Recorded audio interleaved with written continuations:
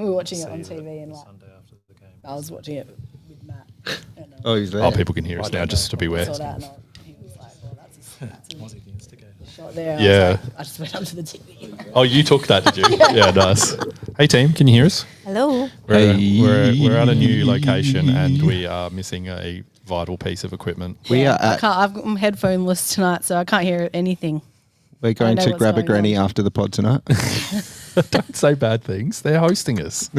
They won't It's listen. on the screen in the background, the Aqaba That's- Hotel ads. Yeah, that's right. That is the second time someone said that to me today. Though. Oh, wow. What are the chances? someone at work said, "Oh, grab a granny." Yeah, It's known. it is. New to That's me. exactly where Ben wants to be. Sure, Ben. It's something that they're very much trying to shake. Is that? Is it? Oh, sorry, I won't bring it up again. Yeah, Yeah. I never knew about Until this, we're but live. Now I do. Yeah. Oh, we are live. we're Okay, live. We are live. Yeah, people can hear us now. brilliant. All right. Have you got the air horn ready? It's going to be weird for I'll me, get it, Dan, people, just so settle sorry. down. I Sorry. don't want you fumbling around for the air horn after the. Listen to him. I'm not going to be able to hear the air Are you horn. hosting? Yeah. All right. Oh, Lauren with her no headphones, she's going to. Oh, yeah, true. Me.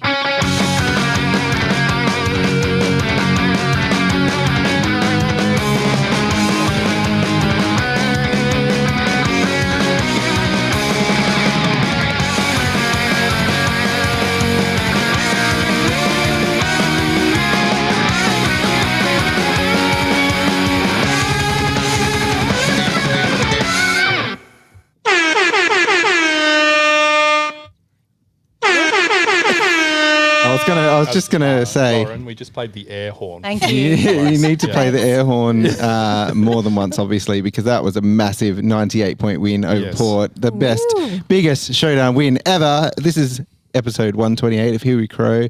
Welcome, everyone online and listening at home. Hi, Sam. Hello, Daniel. Hey, Lauren with no headphones. Hello. This is so weird. Hello, Kate. G'day. And hello, Ben. Dan. We have a full house and we're at the Aqaba, not associated with Grab a Granny anymore. Stop saying They're it. distancing themselves They'll from never that. let us back. And this is the last time we'll be coming from the Aqaba. Yes, a huge win by the Crows, which we're going to talk about in depth. It's a massive week of footy. Some great highlights across the whole round, amidst some absolute smashings as well. A bit of injury news for us with Michael Aney out for 4 to 6 with a hammy is not good timing, but we've got depth, as we all know, and we're coming into that big Friday night clash against Hawk, which are not, I don't think they're very Hawk this year. They're a bit more just Hawks, but nonetheless, they're not Is going to Hawk be a good thing? They're not going to be an easy. Oh, that Hawk was about energy. It was Hawk energy, right? Right. I don't know. No, But now they're just not the young Hawks enough again. to understand. They're struggling. No, you're not. You're older than me. Shut up. But before we get into any of it, we've got our stats man, and let's see if Sam's got the.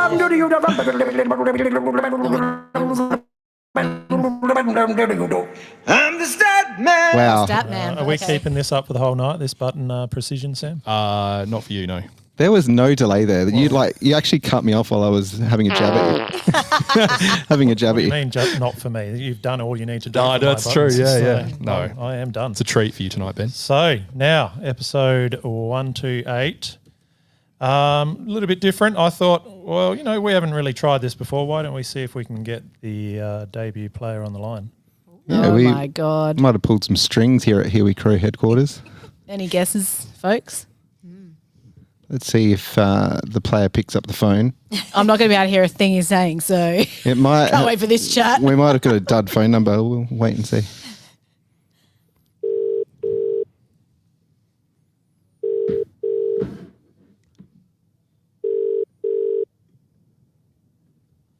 This is not going well.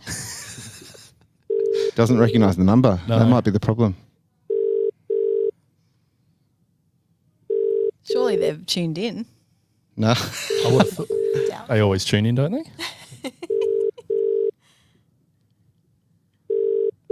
This is Oh no. I'd just like to let This is everyone a know big Dan letdown. organised this. It's the biggest letdown ever. He's worried about my DJ air horn button pressing skills, and Wowie. We'll just keep the listeners entertained for a moment. Yes. Do a dance or something. Of course. Dance. Surely, Ben, have you got another part to your stats? Not many. I'll pad it as long as I can. So We'll keep the phone ringing in the background. Yeah, what? It's a really long. There's no voicemail kicking no in. message bank. There, I just got a text message from Debutant 128 saying try calling again. Can do. Has anyone guessed who? While we're waiting, my one and only Rando 128 stat was Liptak Mavis. kicked 128 goals. Oh. Brilliant. All of a sudden, Roman picks up. Dr. Liptak. We had the unfortunate. The phone has been picked up. G'day, Chris speaking. Oh, Chris. Is this Chris? Is this Debutant 128 for the Adelaide Crows, Kris Massie? I think that's the rumour, and the rumour might be true. Wow. How did we fluke that phone number? I just want to do a quick intro, if I can, Chris. You're a Swedish import to the LA Crows, direct from Sweden. Drafted by number 7 by Carlton back in 1997, where you played 43 games.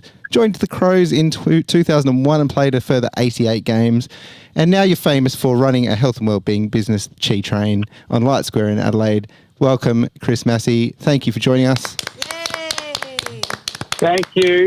So many numbers and so much detail. All I can say is I'm pumped to be on. I really am. I'm super. When you piqued my interest, Dan, I jumped at it, as you know, mate. So wrapped to be here. Wrapped to be here. Well, thank you so much. You're the first player out of 128 debutants that we've had on the phone live on the podcast. So that's why I'm pumped. Yeah. You shared that with me, and I'm happy to be part of a new experience. It's not every day you can pull the one string that you have at the Adelaide Crows to get someone on the phone. But Ben's our quiz master, so he has a few things to ask you and talk A about. little bit of info that Dan neglected to mention. So you did play in the 99 grand final. You were the youngest on field on that day. I was. Yep. I was. This is a real recollection. I just need to grab my children to inadvertently show what Dad once did with these numbers and these stats. But you're right, Ben. Yes, I was the youngest on the G. I think there was 94,000 odd, and it was an amazing experience for sure for a 19-year-old or 39 or anyone for that matter, really. And then your debut for us was actually in a showdown round 5, 2002. I do. Shea Cockatoo Collins was my opponent, and I had a helmet strap as a beard, which I was mixed, I think, perceptions from the crowd, but that was interesting to have this sort of helmet strap Abe Lincoln type look, a little bit retro, which again I never received too harsh a feedback, but anyway, Did you ever run the Flavour Saver after that? Oh no. No, just thought I'd check. Thank you for checking, Dan. Thank you. And that was some great research, Ben. This is amazing, mate. Thank you. Well, ongoing research, I believe the Sunday night after the game, a few players caught up at the Ramsgate for a couple of quiet drinks. That's true, and I did, and I was relatively new to the club debut. Of course, when you make your debut, you need to head down with, amongst other players, I remember Scotty Welsh, Mark Stevens, Kane Johnson, Rashudo, Goody, Fitzy, who was my housemate at the time, who went on to, star in Big Brother, etc. It was mid-afternoon, and then all of a sudden the sun went down, and then what else went down was a moment that I'd never forget. It was sort of a roundhouse backhander from that was the second chapter. First chapter was rude. Literally had Kari in the headlock, taking him out the door, and I thought, wow, a little bit BT wowee. So I headed out there, and I'll just leave the other deep. No, I'll share this. I think it's relevant because on a Monday we were called into the room, and John Reid, Reedy actually asked as the door shut. He said, "Look, boys, did you get one in? Like, did you know?" Immediately the adrenaline just subsided because Reedy was, dare I say, he was saying off the record. But I think it's okay to share. He was basically saying, how do we fare? How do we go? And I imagine, knowing what I know about you, Chris, you probably backed away. You wouldn't have got involved in that kind of thing. And there was a little bit of, both competitive beasts and folklore we're speaking about 20 odd years later. That's right. So you wouldn't describe yourself as instigator in the event? No. I was a bystander, but happily, I was like, because I was taught in sort of a culture of Carlton etched in like absolute history, and then you come over here with. It's one of those ones where you become almost like a fly on the wall in a moment, because you think this is going to really attract a lot of attention for a long time to come. So I sort of went a little bit micro in the detail and defending and standing in between and whatnot. I won't share too much. I've probably shared enough there. And then I went into macro, like, a satellite looking in on it for, in between moments of the chaos. So, wow. Yeah, it was just, I look back on it and occasionally chat about it like we are now. Yeah. So, so in 2002 you had the diagnosis of the chronic fatigue, which sort of derailed some of the continuity in your career. But I think it was at 2006 or so, it was played about 20 games out of the year. So you had a big solid year there. And then a little bit of coaching post football with Glenelg. Yeah. So what you touched on there was it's one of those crisis moments that turn into the silver lining, being just absolutely adrenally exhausted. End of the year, I was completely burnt out, and I'm sure there might be a listener who hopefully may benefit in the sense that I saw some specialists, because outside the AFL concept, there's no sort of diagnosis. So I spoke to Alistair Lynch, who does some commentary now, and he, famously had chronic fatigue and was having ice baths and etc. I think Troy Lehman, who was Collingwood Brisbane Lions, he was one of Rue's good mates, I think, from Waikerie area, and he touched on. So I knew there was a couple of people that had been. Anyway, I looked into everything in the medical model, and one of those things was eating organic food. So I headed down to Largs Bay and ended up having a nutritional consult with this woman, and within a couple of months we had a few of the leaders have one-on-one consults, because my energy shifted. I was taking a really sound nutritional range. I was hitting organic food. I was juicing. I was having celery juice for a natural electrolyte post-game, blah, blah, blah, blah. And things had really shifted, and that turned into a loving relationship with my now wife, because I married that nutritional consult. That was my future mother-in-law. So we've now got, as Dan would know, we've got lovely 3 organic babies. Again, 20. So that was the silver lining. And as you touched on, 22, I was able to string a few games together and probably played my best footy. Is that organic and free range babies? Yeah, exactly, Ben. So that moment that I reflect back on with, it was a lovely chapter, not at the time, but a lot of good came out of it. Very good. Awesome. Well, Kris Massie, thank you very much for joining us on Here We Crow tonight. That was the best quiz that Ben's ever conducted. You have raised the bar of my segment significantly. Yes. So much so that Sam hasn't complained once yet. Yeah, so. That's it. And we've happy to contribute. Thank you very much. We've seen you getting around the Crows quite a bit and being invited back for the past players stuff recently, which has been great to see. Another great win by the Crows on Saturday night. Let's see how far we can go into September. All right. Friday night we're just all rising and feeling the emotions of Saturday night. But I think Hawthorn, obviously, what happened down in Tassie. And I've already spoken Friday night, and the past players and officials have organised, there's 10 spots in a box and the footy, and Sammy Jacobs, Annie Borden, and a lot of footy club, honestly, in the last 12 to 24 months in particular, a job in engaging the past, adding some great credibility to the connectivity of past, present and future. And it's probably, in my time, the best it's ran. And all credit to all the staff at the footy club. So I'm not just saying that. I shared something online about how well the club are doing in that. It's wonderful to see. Well, if you're struggling to fill the box, I am available. So Okay, I know I said that, and then all of a sudden I can sense my phone's just Yeah, you'll see a few text messages from me later, Chris. Thanks again, Kris Yeah. Massie, for being on Here We Crow. We'll see you again on Light Square soon. Thanks. Appreciate it. Thanks very much. Thanks, Chris. Thanks, Chris. All right, so there you have it. Kris Massie, thank you very much for joining us on Here We Crow. Ben, that was it for your segment? Or That's my segment done. I had my quick rando stat in there, so short and sharp. you'll have to give me a heads Sam up knows on. I like to keep it. You'll have to give me a heads up on player 129 so we can get them on next week. Sounds good. Whoever that may be. All right, let's get into some chat about the game.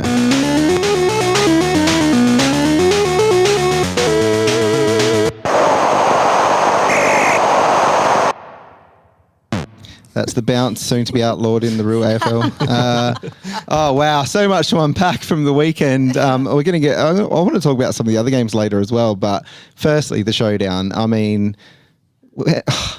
how that started, the kick from Bergman out to straight to Fogg. If only he'd kicked that goal. But I mean, for the first quarter and a half, probably it was like, this is wet weather footy. It's pretty scrappy. It's nothing's really going to eventuate. We should win. And then what happened after half time?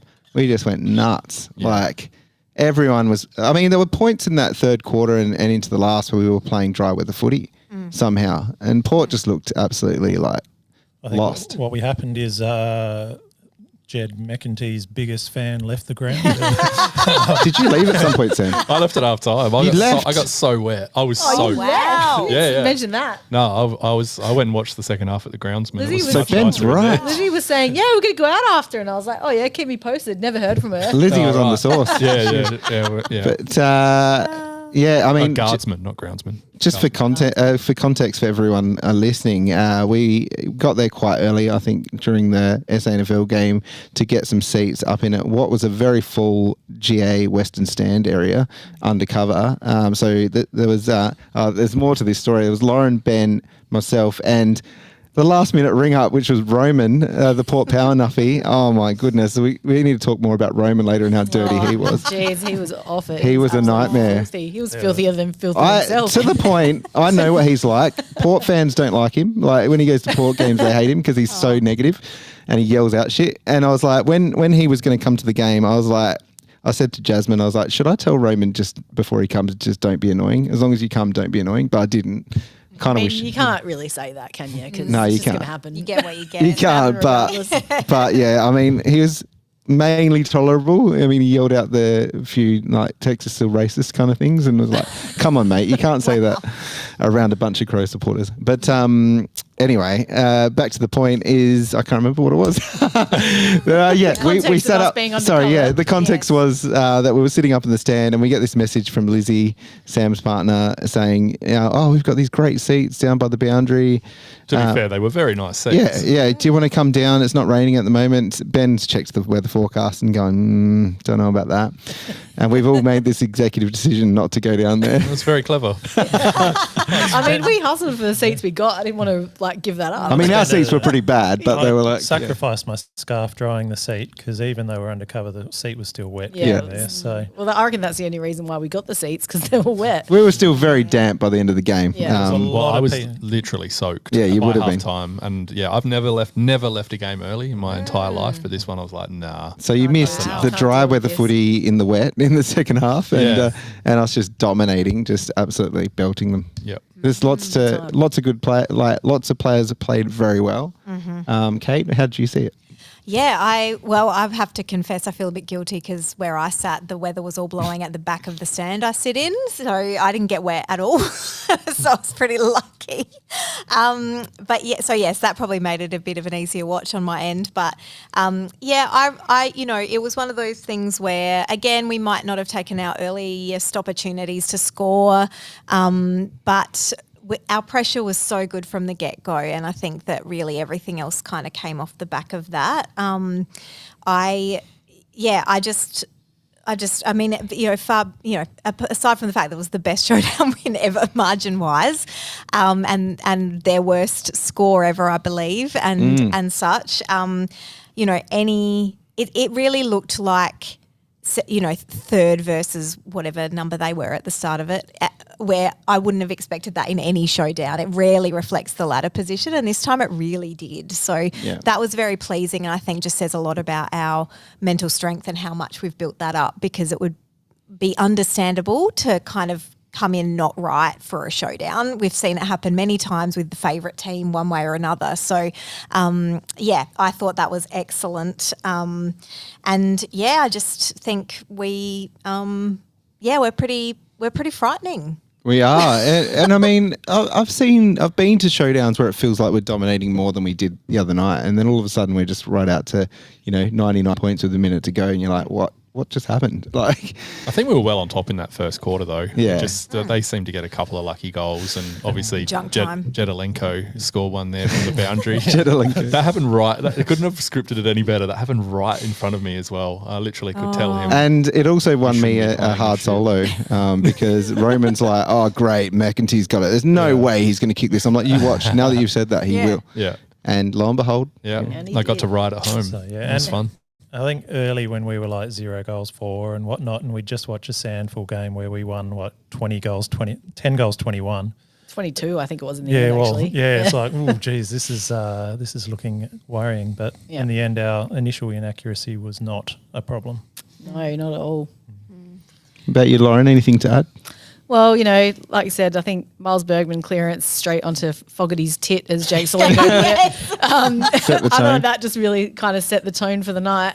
It showed how switched on they were, wasn't it? Like the start of the game. How do you not know which way you're kicking at the start of the game? Yeah, and I think there was a bit of internet commentary around, like, Connor Rosie was like getting down to Sandstorm at the start, and just like maybe they weren't taking it as seriously as they should have, and maybe that was because it was Ken's last showdown. But that was a really embarrassing performance by Port Adelaide. I don't know. Ken's been pretty intense the last few weeks with the with the lolly gags.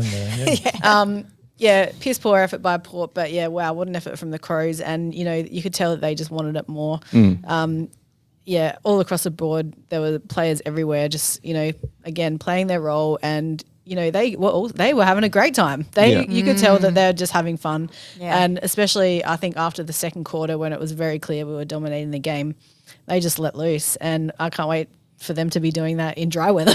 Yeah. And we've all, every team's been there, and it's now Port's turn, and it's great because they've been good for a while, so it's nice for them. But they've really just fallen to shit really quickly. Honestly, wasn't even like paying attention to the score because we were obviously it was just raining goals, and we were just like one after the other, and it wasn't until the last quarter that I realised how far ahead we were, and I couldn't believe we were nearly 100 points in front. Yeah. Like it didn't seem like that for some reason, but. What the hell? That the very tongue-in-cheek, like we'll beat them by 119 that people were throwing out. That was actually almost it was on the table. It was on the table. But I was talking to Roman on the way there, and he's very much a glass half empty kind of Port supporter at the moment.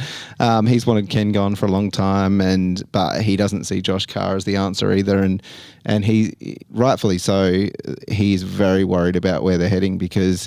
They're potentially going to lose Butters. Yes, there's talk of them getting Nazai Wanganeen Miller, but, St Kilda have to fight tooth and nail to keep him. He's their best player. I don't know, is Josh Carr going to carry him around on his shoulders post-game? Because that's what Ross Lyon did, apparently. But also, like... Yeah, no. But also it's like in one, out the other. Like, they're robbing Peter to pay Paul if they lose Butters and get him. Like, Nazai Wanganeen Miller is a game winner. He's probably a tier above Butters, but you're going to be basically paying him all the money and you've got no draft capital, so you're going to bring nobody in.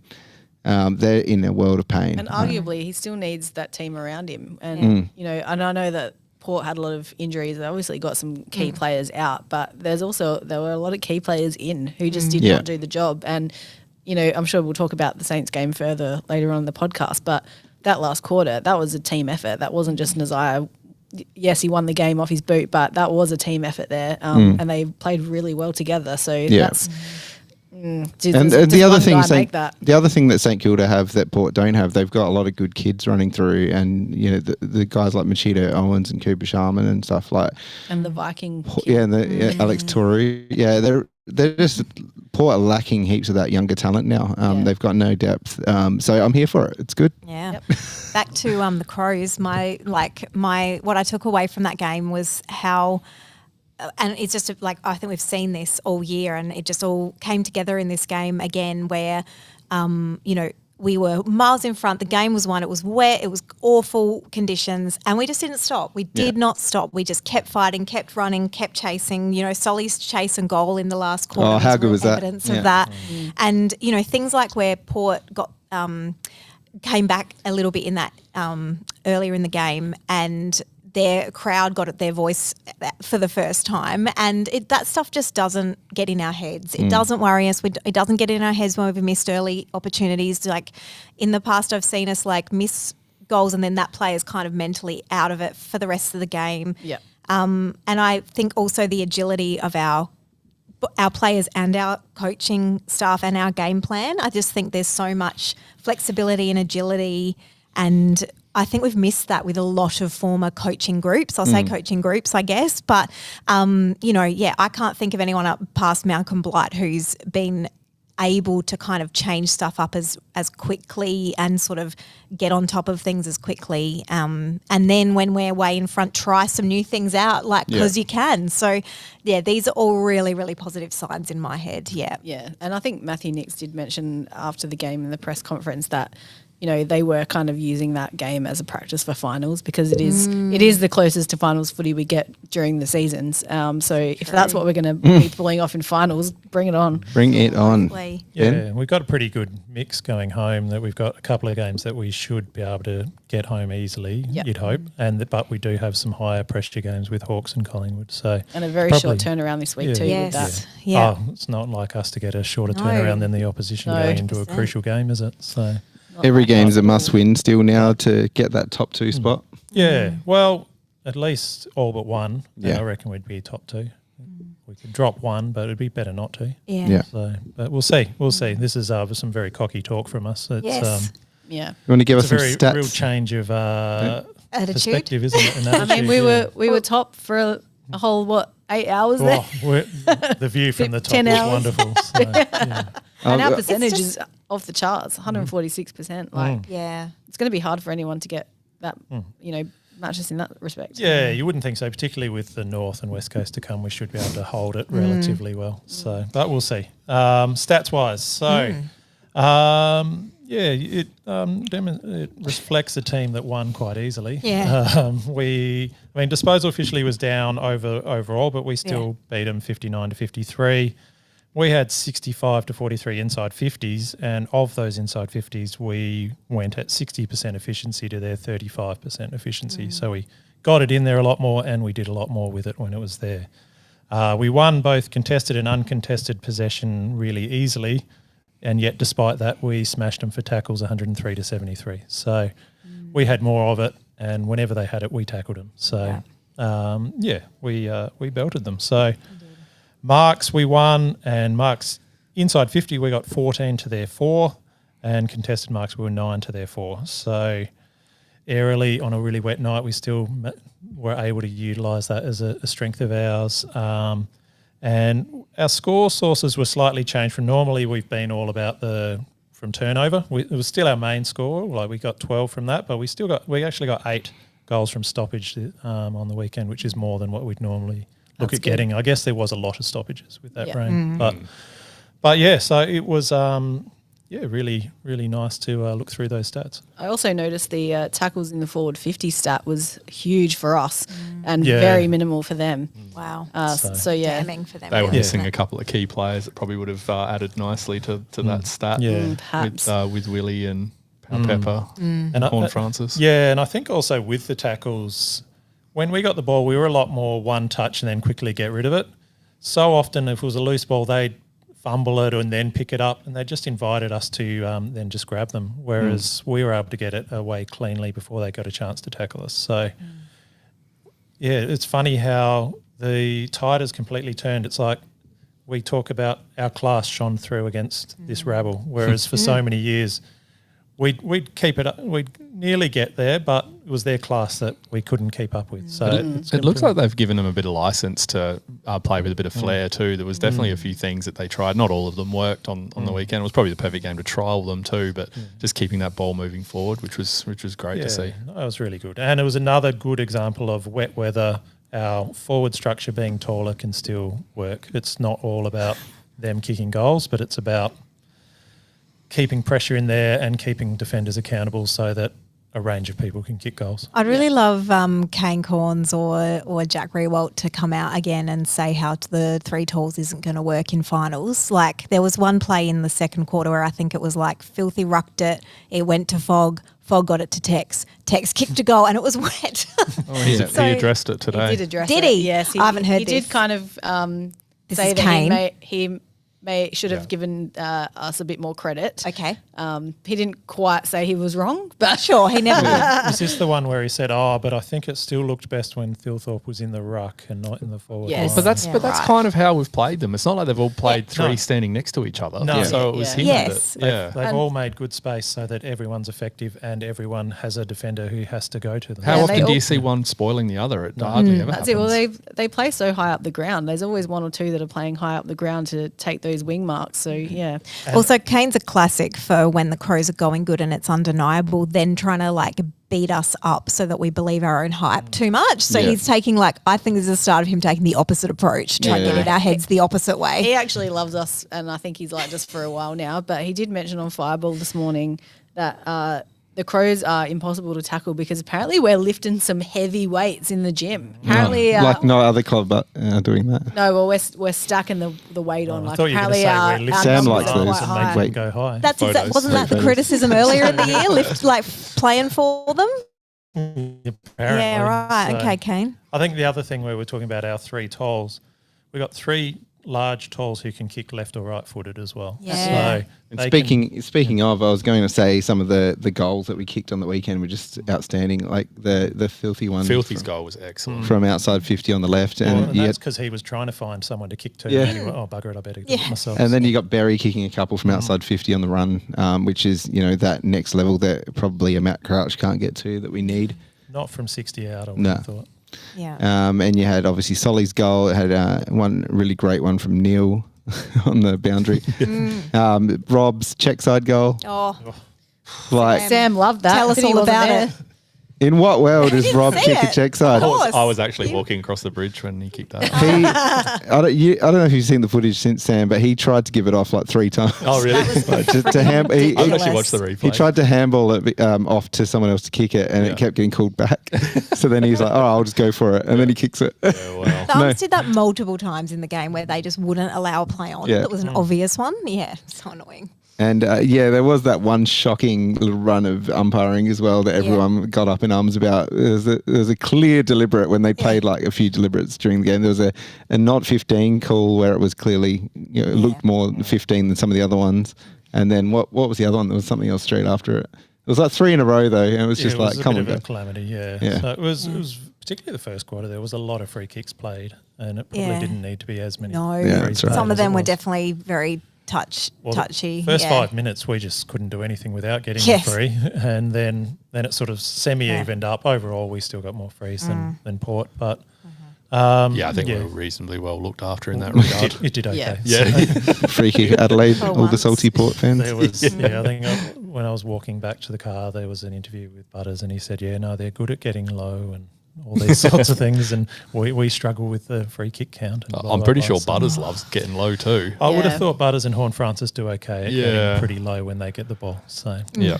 All right, shall we get into some votes? Samuel, who'd you have for the 3, 2, 1? I agreed with the Showdown medalist. I thought Filthy was best on ground. I gave him 3. I gave 2 to Neil Bullen. I thought his game was excellent. I think he had like 10 or 12 tackles. 12. Oh, sorry, Neil. Yeah. Neil.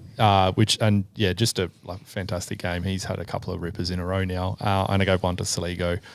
He had a ton of disposals. A lot of them came in the second half though, which it's not. You were gone. Sorry, You weren't there. So No, I was watching. I was watching Didn't see it. any of them. No, I was watching it. But it was. I think he definitely benefited once the game was shot. Not saying he was bad in the first half, but yeah, certainly got a lot of them in the second half. Interesting. Yeah, and also I just want to bring up with him. I think we mentioned. I don't know if we mentioned on the pod that he was like looking a little bit unfit or something in through about 2 months Or ago. sore or Just something. looked clearly I'm not one to talk, but just looked a bit bigger than maybe he should have been. like Tom whether- Papley big? Or? maybe. Rash But- is cooking too much pasta. yeah, maybe. But No, it's he's, Mama Rash. on the rehab diet. But he's looking great now. So, he's turned that around. Maybe he was a little bit injured and he was just carrying a little bit. I'm not sure. But, he's certainly looking good We're now. not talking about skin folds on this podcast. Hell no. not in this segment anyway, maybe. Lauren, who'd you have? I actually gave 3 to Solly because, as Sam said, even though it was in the second half and we'd kind of wrapped up the game, he just went so hard at it. And I just really love seeing him get into it, and some of the stuff he did was really clever. So I gave him a 3. I gave 2 to Filth because, yes, he did have a fantastic game. Gave 1 to Miller, actually. Thought he was just standout down the back. But I thought Laird was great too, but Miller, I don't know, he went back with the flight. He took some amazing marks. The way he weaves through traffic, I just love it. So, my one game. Good shout. Good shout. Kate? Yeah, I was tossing up between Filthy and Saligo. I thought on the night watching it live that Saligo would get the medal, but watching it back I can see definitely why Filthy did. So, I ended up with 3 for Filthy. I just think, particularly his clearances and stuff were in that part of the game where we were still trying to make sure we had a handle on the win. So 2 to Solly though, because he definitely had a blinder of a second half, but like I said, I just really rate that he fought just as hard at the end of that game as he would have at the start of that game, and I think that's a really positive sign. So more of that, please, boys. Keep it up. And I gave 1 to Neil as well. I'm a sucker for pressure acts and tackles, but he also ran his guts out, and I really think in those conditions they are the most crucial things, and I imagine allowed players like Saligo and Peatling and stuff to do their jobs really well too. So I gave 1 to him. Nice. And Ben? Yep. So I was that close for the top 2. I went with Saligo, then Thilthorpe. And for 1 vote, I went with Peatling. Also very good. Yeah, Very boring definitely. vote. So. I know it's always risky to put the name Peatling out there. I hate to echo your sentiment, Ben, but I had 3 for Saligo, 2 for Filthy, and 1 for Call Me an Idiot, but Peatling. 26 disposals, 1 goal, 2 and 9 clearances. So he had the most clearances for the Crows, which was, I think, it was a pretty underrated performance by young JP. Before you press, he really stuck his neck out for the team. Before you press the swan neck, before you press the button for Quiet Achiever, can I just say something that I haven't said yet? I feel like I don't know this team anymore. Yeah, before in the last 3 years, I felt like they were more on our level, just like plebs, just playing games, trying to get through. And now I'm like, who are these superstars? I feel like they're up here now, and they're untouchable. We can't get near them. Is that why we can't get a player interview? I think so. I've reached the next echelon. I don't know what it is. I just feel like an outsider now. They're too good to talk to us now. Are you saying we haven't made the same development over the Maybe Ben. Hey, we brought in Kate in the off season. Oh yeah, True. And we brought in Nuz. You're the Murray Davis of this podcast, Kate. No, definitely not. I might be the new ball guy or something. You can be Scott Burns. Don't blame Kate for our performance. I didn't think you had an issue with Kate. Oh, no. Yeah, exactly. He's starting one. Nuz is Neil Hi, Baum. I'm Tyson Edwards. You're such a quiet achiever. Speaking of quiet achievers, Nuz, haven't heard from him for a couple of days. Nuz all right. was in the chat. He hasn't given us he's in the votes, chat. so Where are the votes?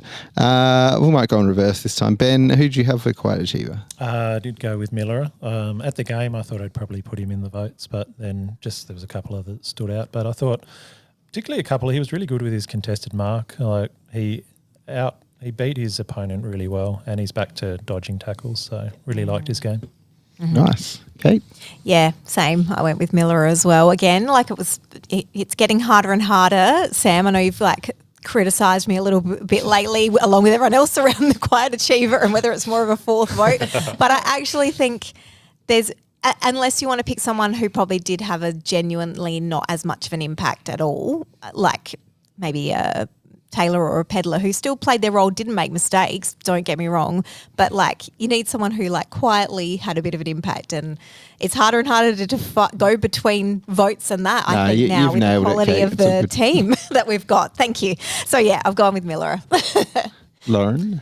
I want to give some special mentions, and that's Rory Laird. Yes. Sam Berry. Thought Yes. he was great. And Tex. Totally. Even though he kicked, 4 goals? Yeah. He definitely didn't go about it quietly, but I thought he had a great game. But my quiet achiever for the week was Fogg. I thought he just set so much up for us, and he was just really great at attacking the ball, and just some of the marks he took on the wing near us. He was kicking them straight in, and he's just a great kick. I just really wish he kicked that goal when he got that Bergman clearance. Yeah. That would have been the icing on the cake, and maybe would have earned him a vote. Yeah.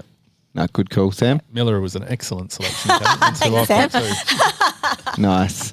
And I went with Sam Berry, who I think those couple of goals were difficult to ignore. They were great. 20 disposals, 7 clearances as well.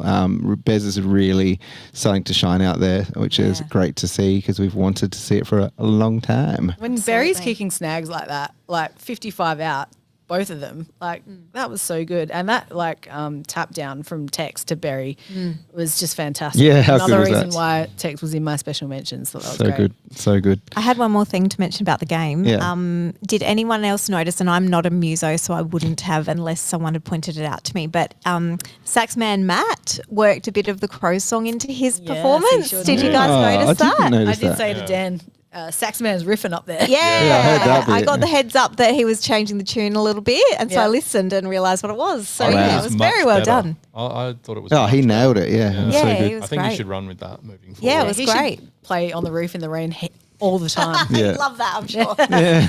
He did train for it, as I saw on his I Instagram. sent him a message the next day. He's like, "Have you got pneumonia now?" And he's like, "Oh, I'm back at it." He's just back at it the next day. I would have been Yeah. in bed. Yes, exactly. I know. Hope you're all right, Matt. All right, that's it for the game wrap. Let's get into your segment, Samuel.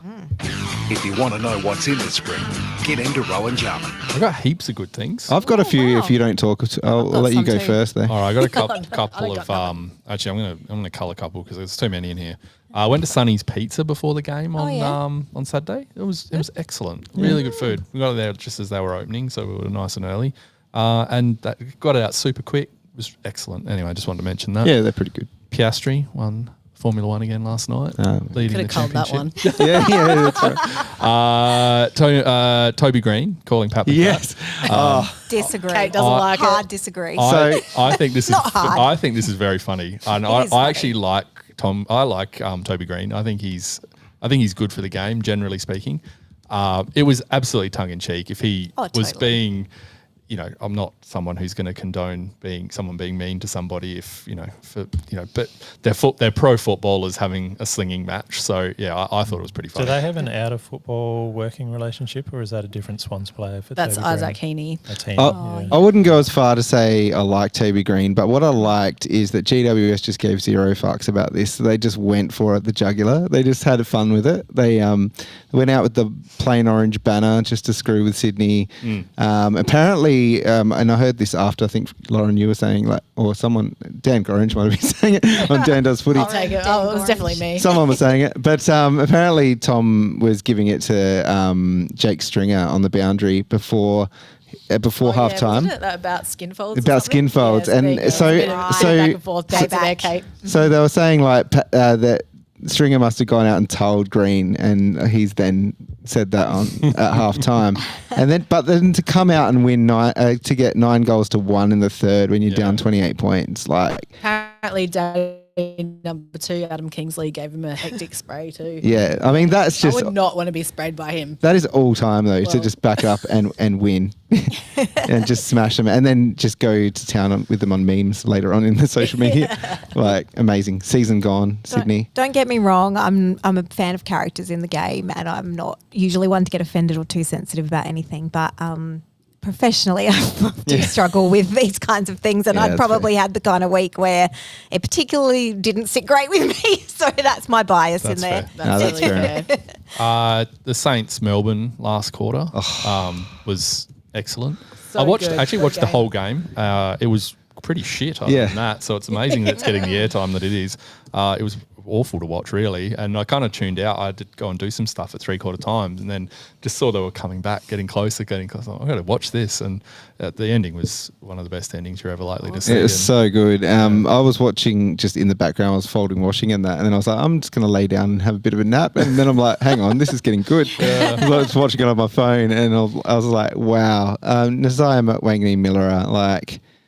If St Kilda let him go, I know they might not have a choice if he actually legitimately wants to come home, but they can't. They need to throw everything at him. He's generational talent, and he was everywhere. Like I was saying to Lauren on the way here, I've never seen a guy do the kickouts and then go in the middle and then go forward as well and kick the winning goal. Like he was doing everything. I keep waiting for an opposition team to try and just clamp him down. Yeah. I don't know whether they don't seem to care or that he's just untaggable, but. Well, he was actually not as effective in the first half. Like he just went nuts in the second half. Yeah.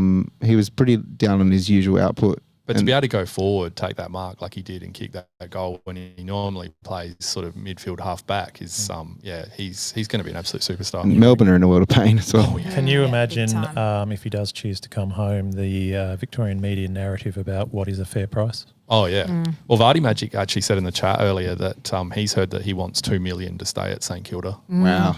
Yeah, which you'd go, give it to him. What about that? But when they're offering 1.7 to Koning, fair but can they do both?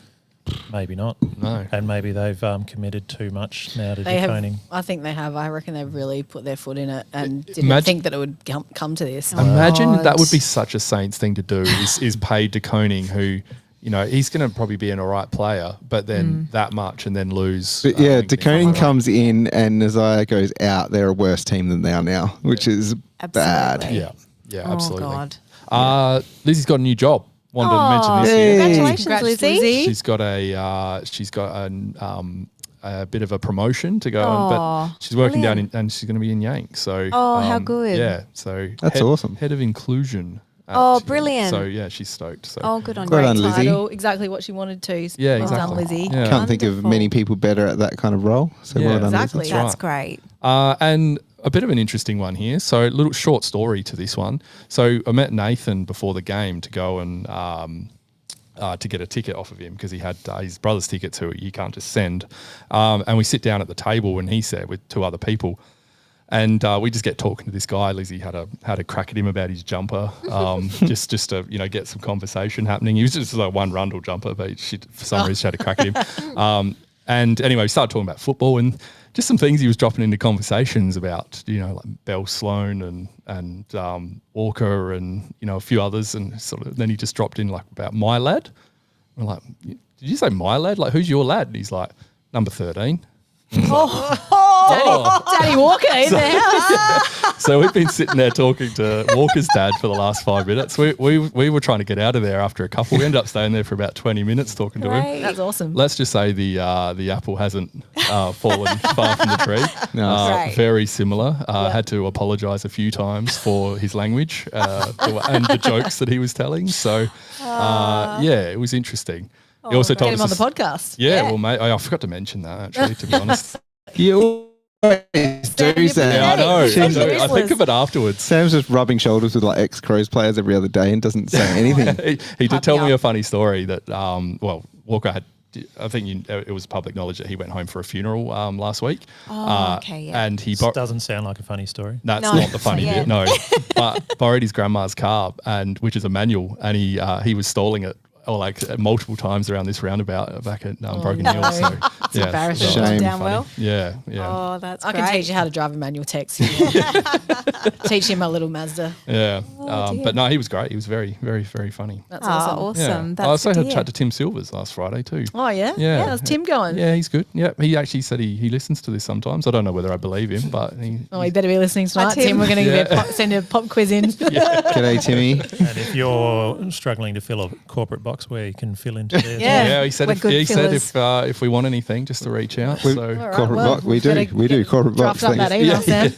We've asked for 2 corporate boxes tonight. yeah, that's Well, I'd Surely be one happy will with stick. just bunker tickets, honestly. Yeah. Give us a go in the bunker. Let us come in the interview. rooms. Yeah, like I'm the still other guy. raging about that Broden Kelly thing. Yes, Yeah. exactly. Does anyone? Do you have a good thing? Or The only one I was going to add is about Kane saying that Nixie's the coach of the year now. yes. I It's had good. one. It's good because it's good because he's saying it's not good because it's him. Yeah. So, yeah.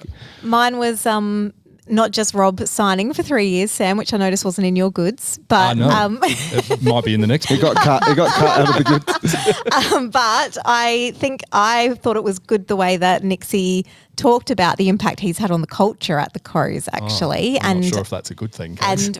And Roos echoed that as well. And I guess, in my thinking, we are happy with what we're seeing. The changes in the culture are at least the evidence of that from the outside. So my thoughts are he's maybe not as shit a ruckman as we thought, and he's maybe not as shit a bloke as we thought. That's my good As long as he controversial keeps good. all the young players away from Jordan Peterson. Yeah, I think we'll be okay.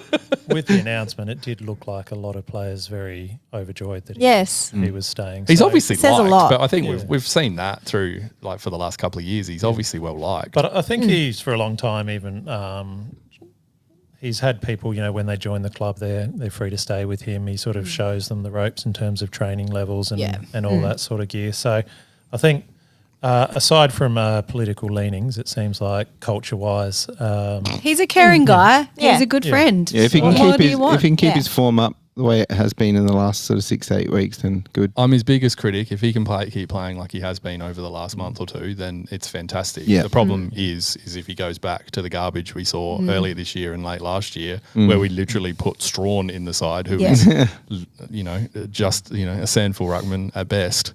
That's the concern. was a positive that he'd signed a contract and he still played. I know. decently. Played well, Yes. yeah, that's right. Exactly. Footwear sacrificed at half price and equipment slashed to half price. Rowan Jarman's huge half price sale. Don't miss it. Vardy Magic said Rob's two captains are both named Jordan. I thought that was pretty bad things. I only got a couple. Why can't you take money out of an ATM, just a normal ATM, with your phone? Does anyone notice that? I still use cards, so. Oh, yeah, I don't carry a wallet anymore. I thought you could. Oh, yeah, you used to good be point. able to. Bank say you used to be able to do that. I think. Yeah, you like, can. through the app. You can through some of the banks ones, but you have to go to your bank and use the app to do it. If you can't just take it out of like the any ones that are old. just anywhere. Can't just pay wave the ATM. No. Is it It's- because tap and go is all through credit and debit cards as opposed to, and you can't get money out on a credit or debit card? I think you can still tap and go FPOS though, can't you? I've never been, I've always Yeah. had to, I don't know, I've never been able to get money out at a supermarket with my phone. Yeah, you can. I've done it. Yeah. Yeah. Oh, but not with the ATMs that are just like littered No. around. No. Anyway, just a thought. Might have been in the casino and getting annoyed that I couldn't get any money out. Well, you got Card works every time, Sam. you got I saved left at by half that. time, but went to the cast. No, I watched the rest of the game. At the cast. Yeah. Sam was definitely not here for the game. No. But the worst thing, what an absolutely atrocious round of football. Other than that Melbourne Saints game, which obviously just ended closely, that was what was the total margin? It would have been huge. Yeah. Unlucky for the AFL because they fixtured it so nicely. It's thought actually about going it to. well. I think it's actually going to get worse in the next 4 weeks. You've got more Essendon Thursday and Friday night games. Yeah. You've got like Port going to the Cattery this week. Yep. They need to do it's something about a it. nightmare. There's so many dead games in the next 4 weeks. It's not funny. I know it wasn't this week; it was the week before. Eddie had his little fixture. Oh yeah, my mix dad up. showed me that. I didn't mind it. Yeah, I don't know. It's tricky. It's a balance of not having a lot of dead games, but at what point do you not keep rewarding someone who's coming 15th as you're still in with a shot to make finals? Sort of thing. That's going down the American path with playoffs and all that sort of rubbish, isn't it? I don't know. I just kind of feel like if you are 15th, you're probably not worthy of having a chance of still getting a wild card entry into finals. It's kind of a bit gimmicky to me. I just think they need to do something to get rid of how long this season is and how much dead rubbish is going to be happening now. Because the games over the next 4 weeks, it's terrible. It's a whole month of it. And I think the AFL also needs to, they talk about opening round has to happen so that we build up the northern market, and then the same AFL hides, the GWS Sydney game. They hired, it's just Or 2 Sunday games overlapping by 3 Yeah. quarters as well. Like, why is this happening? so. I don't know. You'd hope that something changes over the off season with the AFL. 'cause, Another one for Greg Swan. Sort out. I just can't imagine Greg Swan's going to solve all these problems because there's a lot of people at AFL who still feel like they're doing a great job. Yes. Oh, Tracy said the absolutely. largest collective margin since 2014. Wow. Interesting. Gosh. I had a bad, if it's okay to jump in with one of them as well. Of course, that's all I've got anyway. This I've was got one after Kate too, actually. well, before Dan gets to his. mine's the media. Like whenever Riley Thilthorpe is getting interviewed on the screen talking about Sam Darcy, and I'm over it. He had a presser after the game, and they asked him, and he's just like, I don't pay that much attention to him. Like, it's I just know it's not happening the other way around. I can't recall Sam Darcy being asked about Exactly. Hawthorn. No. I know. It's just any opportunity to try work him into the conversation when it that's is really cool. completely irrelevant and it's shit house. Yeah, Very agree. annoying. Now, just quickly, Dan, before you get to your Oh, no, I'm going to leave story. mine. I'll just tell you on the way home. Oh, fine. Well, breaking news, Collingwood have formally submitted a contract offer for Carlton's Jack Silvani. Oh, Can it get any worse for Rough. Carlton? I don't know. Where's our No. blue bagger mate? He hasn't come back this week. Oh, yeah, where's I hope he? he's okay with this news. That is shocking. Oh, Yeah. can't Could wait it for get it. any worse for Carlton? How do they No. formally do that in season? Like, what's the go there? Don't know. I'm just reading the news, man. I The don't rules know. keep changing. I don't understand. Melbourne were having a board meeting tonight, so see you later, the goodie. schmozzle Oh, of yesterday. Oh, so gosh. I don't know if it was already pre-booked, but it is interesting timing. They're going to have to flush that whole team out at the end of the year. I think they're in big trouble. And in other, I Yeah. think the other news tonight was that Stephen May's 3-game suspension's been upheld as well. Of course Good. it has. Nice. That's not a bad in Sam's book. No, it needed to be. It's an interesting one. I don't like the guy at all, but So upheld as in he's still suspended. Yeah. Two games left. 2 more games, Suspension, yeah. yes. Is that it? Got any social media Yeah. before we get Some. stuck into the next game? Oh, no.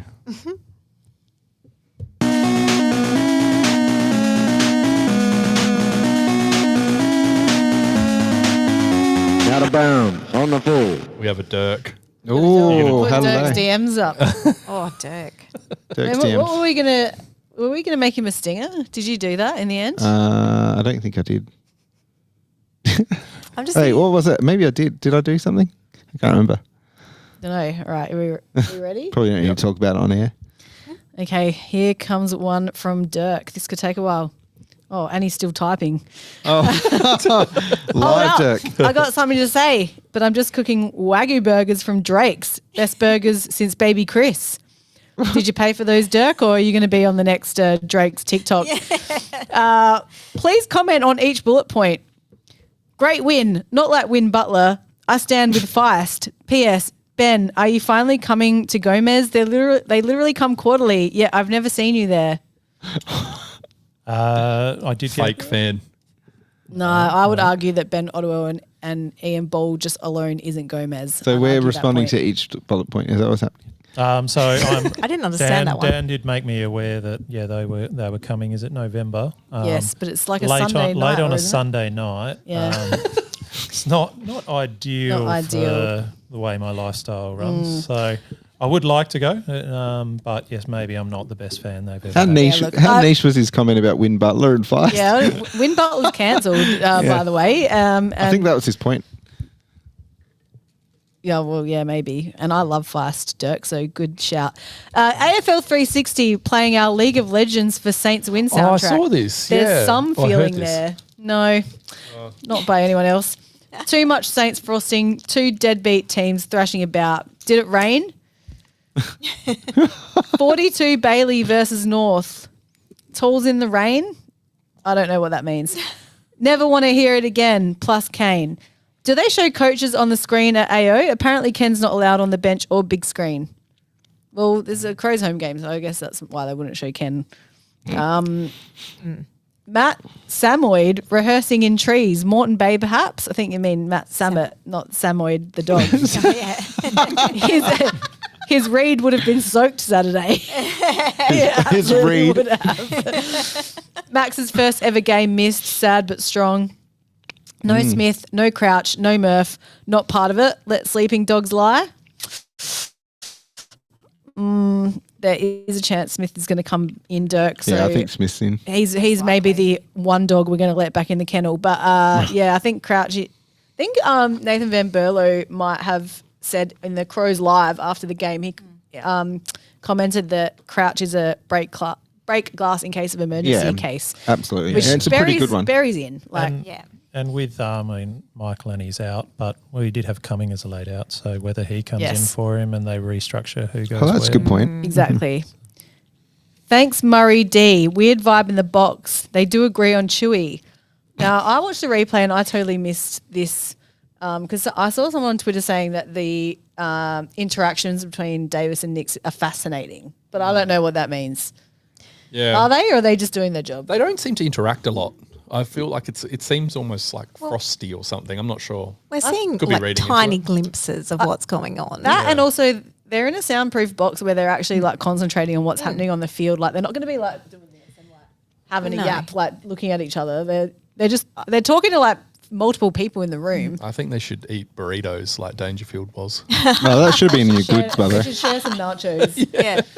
I did notice like there was one moment where I think Murray, they were watching the footy, but Murray like put his hand on Nixie and said something, and then Nixie sort of replied, and then he like took his hand away, almost like he was making a suggestion, and Nixie was like, "Not now," or "Give it a sec," or that's the vibe. But I didn't lip read or anything, but it didn't seem abnormal to me. It seemed like they were focused. I think we Are can. you saying that Nixie and Murray Davis hate each other? I'm not. I'm saying the opposite of Crowcast that. started that rumor.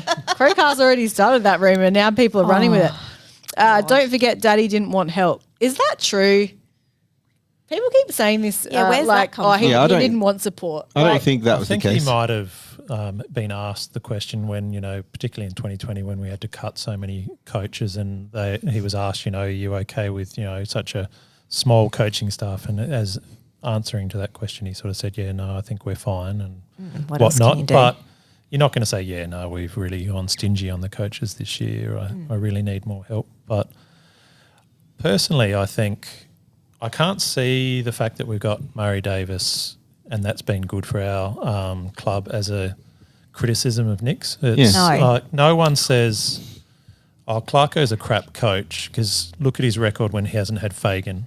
No, like you think about how Sanderson was a great coach when we had Dean Bailey. We lose Dean Bailey. How sharp was that spike down? Yeah, So good point. the best coaches need someone to work off of. There might be a few that can, manage the whole thing, but I think the fact that Nicks has been so good at building a team that wants to play for each other, team first and whatnot, is really good. Yeah. And then if we can add to that by any sort of additional tactician sort of stuff by the assistant coaches or Murray Davis overlooking at the whole thing, it doesn't then mean that Nicks is suddenly a bad coach. It's just that we've got the right team. We other discussed this blend last of week. skills. I think that it's great, and Nicks can be whatever he needs to be. Yeah. in the Winning box or- games. yeah, The other thing is What like does it matter? yeah. as people, as humans, like if you're a hard worker, you do tend to take a lot of things on in your job. And sometimes you do need someone outside of you to go, hey, what if we got this guy in and he's going to do this, this and this, and then that's going to take a load off of you doing this, this, this. Yeah. And they go, actually, yeah, that sounds great. Why can't people accept that we've got this guy in and now we've got a good mix and it's actually working and it's resulting in wins on the field? Why can't they take that as a good thing? Why does it have to be, Nicks isn't doing it? It doesn't matter. Go back to the Ben Hart days. Nicks is part of the team that's winning the games. Well, and again, like it's all a collaborative effort. Like Yeah, it doesn't exactly. it doesn't just happen one without the other. Like they're I working think- together. I just and don't get what the beef is. Like, what do they want to happen? Oh, get Nicks out. Then what happens? We start losing because we Yeah. don't have that piece that is helping us win at the moment. Yeah, and I think Nixie's like what we've needed from a head coach has shifted as Nixie's been in the chair. So what we needed to start with, like we were a broken club, so we needed someone to come in, like and take the reins, but in the right way that our group would respond to and that the club around would respond to, and he's done that. And then I think where he might have struggled was transitioning to being more of a proper head coach. And so it's like obviously taken a bit of a different mix of people. And I think I've heard a player saying how Murray Davis is really good at that relationship stuff. So he might even just be sort of taking a little bit of that load off of Nixie so Nixie can do more of... He's the bad cop. Yeah, Maybe exactly. he's the bad Maybe cop, that's it 'cause, now. You know, And he Nixie didn't- has had to be the good cop to Yeah. build those relationships Yeah. and get the trust of the players. Now you've got Davis come in and he can be a bit of a hard ass and people will respect that, you know? Exactly. So, yeah, it makes sense to me. Anyway, there's more. Rucci thinks Fantastic Four is a band. Coldest ever at Adelaide Oval. My mum thought I was dead. Guinness for winners. Worm castings have dried up in winter, Ben. Have they? well, that's not good. There's a lot to unpack there. I'd add some moisture. Then next, the last thing he said is this too. Forget who posted it. Care of Big Footy. Oh dear. Hottest 100 got it wrong. Natalie Imbruglia better than In Excess. Never tear torn just in case. Wow. That was That's a lot. Thanks, Dirk. I'm not sure if we responded to every single dot point, but Yeah. we gave it a go. How did you feel about the hottest 100 overall in the end? I really enjoyed it, actually. Yeah, it was fun. It was fun. It was definitely more fun than I've had listening to a Hottest 100 in years. Even though Port have ruined the song Never Tear Us Apart, it does remain one of my all-time favourite songs. And to have it like the Hottest 100 Australian songs bookended by 100 Screaming Jets Better and then number 1 In Excess Never Tear Us Apart, that is my kind of countdown. Yeah. Number 2, Hilltop Hoods. Yeah. Hey, I love that song. That's Yeah. their last good single, in my view. Yeah. Everything they did after that album fucking sucks. But yeah. Yeah, overall it was all right. Yep. Dad wants to say more. I do, but I don't want to bore people. All right.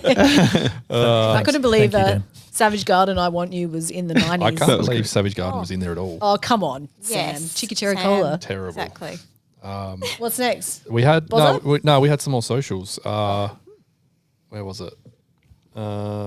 We had a question on our thing. Where was it? Was that about which player we'd give up? Oh yeah. If it takes a player plus picks to get Nazaya, who are you giving up? Going to have to be a top No. 15 player for Give me. up. Rash. We're not getting him. There's no point even Not talking giving about up Rash. Rash. That's insane. There's no point talking about it. We don't have the currency. We're not going to give up someone great to get him. I just don't think we're that kind of club now. We're a team. We're a team. We don't need a superstar. And we're not a team that needs someone like that to build a good team around or No. a team with a gaping hole that he would fill. They can take Shoal and my favourite Nankervis, my 2 boys. They can take wow. them, both of them. But Rash isn't going anywhere. He I don't think the Saints are going to bite at that one. Are you sure? And don't get me wrong. Well, it's 2 for 1. No one wanted Shoal last year or the year before whenever we put him up. I'd love to have That's my offer. That's my final offer. I'd love to have Naz at the club. He's amazing. course. He's absolutely amazing. But I just can't see a world where we get it done. And I can't see a world where Port get it done. I mean, at least they've got Butters potentially wanting to leave, and he has got currency because he's decent. Yeah. If he wants to go, they don't really have much choice. They don't have anything to add in with him though, and he's not 1 for 1. I don't think anymore. Like Naz is better. So I could foresee a very, very nasty trade period if Yes. Naz wants to go, and that could be a murky thing to be a part of. yeah. All the players Us. we've traded to other clubs, i.e. Shane McAdam and Tom Duday. I mean, Just red alert. Rory Atkins. always injured. Yeah, of course, Rory Atkins didn't even get to play Ken's last showdown against us and get Ripped beaten off. by us. He's on the It's not fast track fair. to getting delisted, unfortunately. Yeah. Well, What else how many you got? players the Saints want? They can have 4. We can give them Burgess, Yeah. Just throw a whole heap of shit Bond, at them. Can we have your Shoal. best Did you say No. Bond? Even No, if- not Bond. No, we're not going that good. Jeez. Even if he's not technically on our list anymore, can we still give them Strawny? Yeah, sure. Why not? Throw him in. Jake Throw him said in there. Murph and Schoenberg. Oh, wow. Oh, that's rough on Schonberg. Yeah, Did Scholl play 20 games last season? yeah, Shoal's not shit. I don't know. No. Just because he's not playing at the moment doesn't mean he's shit. When's he he's a good contracted player. to? Is he still He's out of contracted contract next? at maybe the end of He, this he year. is suffering from us bringing in Cumming and our new superstar wingman in Dan Curtin. Yeah. Yeah. Yes. Definitely. But yeah, I would never give up Rash, honestly, because we don't have as good a small forward as him. Like, we need him. He is It's not vital. the line that we have depth, no. No. no. All right. Any more social media? No, I don't think so. Oh, should we get into our preview of the game this Friday night. It's the Hawks, and they aren't always the easiest team for us to We play. forgot to invite Damo back. We did actually, completely. Oops, sorry, mate. Focused on Kris Massie. Well, we didn't have enough microphones anyway, so it's fine. True. Yeah, no, it worked out okay. Sorry, Dames. Should we hear who's going to be playing first? Yeah, no, I was Just so going we to say that. But yes, let's... It's like a sauna in here.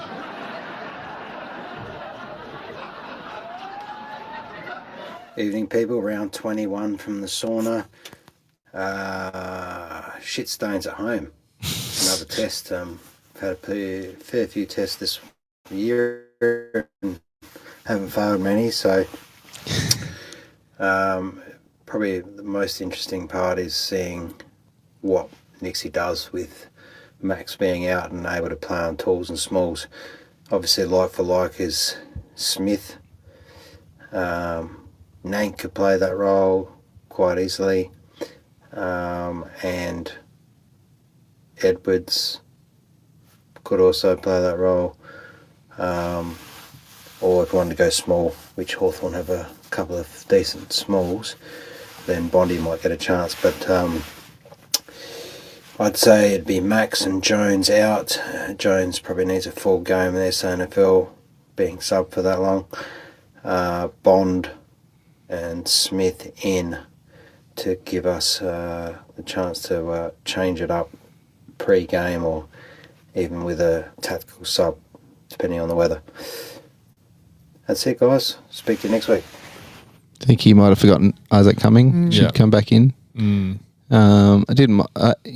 I personally, I think it's going to be Smith. But so, do we need to bring someone more defensive than Smith to play Michael Annie's role? Like, he defends more than I would have thought that a like for like with Smith and Curvis My does. first thought was someone like a Bond to deal with either Ginnivan or the Wiz. Yeah, I don't think Nankervis quite has the agility. Maybe I don't know. He looked a bit sort of clumsy the last time he played. And Nank's been playing forward in the sandful lately, hasn't he? Oh, has he? Yeah, he's been kicking goals. Versatile man. Yeah, I would have thought someone a bit more defensive than Smith for the to directly replace Michael Annie anyway. But So maybe Bond. Yeah. yeah, well, they've got the two smalls at Hawks, don't they? So Yeah. maybe. We've also got Rory Laird, who's small. Yeah, yeah, but not super defensive. Yeah. The Wizard and Guinea are going to be our problems this week. Yeah, yeah, for sure. Yeah, Big time. Michael Annie on Ginnivan would have been a nice matchup for us. yeah, Yeah. yes. I think we're going to miss him Yes. We are. because did someone say it earlier that he hasn't missed since No. he came in? So yeah, Yeah. Which is huge when you think about it. yeah. Yes. Such a bummer. Yeah. Especially So, this time of the year too. Yeah. and as Ben said earlier, we can't afford to lose a game, but we'd like to finally knock off the Hawks, especially given last time we should have in Tassie and blew it with our bad kicking. I think we want to win some of these games from a mental perspective. Yeah. Like I want to see us go against a team that we haven't had a very good run with and just put them away. Not necessarily smash them, but just do it convincingly. Just for, I don't know, maybe like a mindset thing. Yeah. It might not even be a problem for them, but it is for me. And yeah, no, I do agree with you because like you look at this game and you go, like if we can just knock off the Hawks, it's going to be massive for our confidence. Whereas you look at the flip side, if we happen to lose to them again, that's twice. And it's twice when we've looked like the better team, like going into it. So it's like, okay, do we actually still have mental problems against I'm wondering if those teams? In this instance, maybe it is good to have a short break because we're kind of firing on all cylinders. Yeah. Unfortunately, we did play a pretty shit sloggy Rugged. game in the wet, which does exhaust you a lot more. But maybe they're just up and about, and it could actually I be hope you're right. beneficial. I hope you're right. Back-to-back home games as well should hopefully alleviate that a little bit, the short turnaround. We're on a pretty good winning streak as well. It's just, again, it's those Hawthorns, Collingwoods and Geelongs. Like if we beat those teams, my lid will be off. But if we don't, my trust will be broken again. Well, you only have to go back to the Melbourne game where in that first quarter and a bit, they put us under a lot of pressure and they were able to dominate us. So if we struggle against that pressure against a good team like Hawthorn or Collingwood, it's going to be a lot harder to come back from that. So I think we're still, it's for some reason we're still not invincible. There's a chance we can still drop a few games that we don't want to. So it's not a fait accompli that we're suddenly top two. No, at and the it's end of the it's year. perspective, isn't So- it? Because like we should really just be taking it for what it is and enjoying the season. But now it's like we've got this sniff of being actually a good team. It's scary. It is a different feeling. It's nice, regardless of where it goes from here. It has been nice. Yeah, it's still been good. I think that we go into every game thinking, there's no reason we shouldn't win this. If anything, we should probably win most of the games we've got coming up. I think Hawthorn, we absolutely dominated for a half and should have been able to hold on to that win. God, that was a shit game. Collingwood we've been competitive with for years when we've been not very good. Yeah. I really feel like we should have the ability to mess with the way that they play and should be able to beat them. It's just should, and what actually happens is they also often seem two vulnerable different at the things. moment. I feel like they haven't been great recently. No, Jake made a good point in the chat that we rested a lot of our key players in that last quarter on which the was weekend nice. as Yeah, well. Dawson sat out. So did Thilthorpe for a fair gave bit. Curtin a go in the middle, which was a and nice Pedler. look of the future. So Yeah, I think going into finals, if we've lost to both Collingwood and Hawks in the lead up, will be more put us on shakier ground. So, and just by the ladder, Hawks should be the more beatable of the two, but it's obviously still really tight. That said, though, I mean, I feel like also no team should intimidate us now. Yeah. Like we shouldn't go in overconfident. That's always dangerous, but we also have the right to be confident that our best footy can beat any team. And I think that confidence is really shining. So I don't think we'll be intimidated by them. And I think we have proven that when we have some players either, kept quiet or not on their game, other people just slot into the mix. It's really hard to shut everyone down. So, it's going to, like Bozza said, another test. We have passed a lot of them this year, and I think the earlier tests that we didn't pass, like Geelong, Hawks, Collingwood, I do think there's been a heck of a lot of growth in that time. So, it's going to be really fascinating. I'm not sure if I'm 100% correct, but another reason this week's win would be crucial is I think it actually does lock up top two for us, because then if we lose to Collingwood, I think we still finish top two, because Brisbane and Collingwood are playing each other this week as well. So one of those will obviously drop a game. Depending on, I think the way I looked at it was if we lost to both Hawks and Collingwood, we might slip down to fourth, depending on how the other games go. And that's all the likely scenarios. If we, whatever that is at the moment, who fucking knows? But I think if we win one out of the two, we should be able to stay in the top two. If Brisbane beat Collingwood, that's not great for us in terms of definite top two, because that puts Brisbane up above us again if we lose. Right. And Collingwood would still be a game ahead of us. Mm-hmm. Okay. So Do we need to finish top though? No. Top two would be good. Top two is what we need. Yeah, top two is to get a home final. Ideally this week, for our top two chances, it would be nice for Collingwood to beat Brisbane, because then Brisbane are still behind us, and we don't need to catch Collingwood. We just need to beat the next person. Are Geelong likely third? Because they've got the easiest run in Geelong history, don't have to worry about playing a top 8 team whatsoever, and play most of their games. Can they finish top at Torquay? So Geelong, no, I don't think they're within a lot of good teams would have to. I think lose. they can, but there'd have to be some abnormal results. We'd have to go down to North and West Coast. It's like astounding to me that we're saying we need to finish. We need this.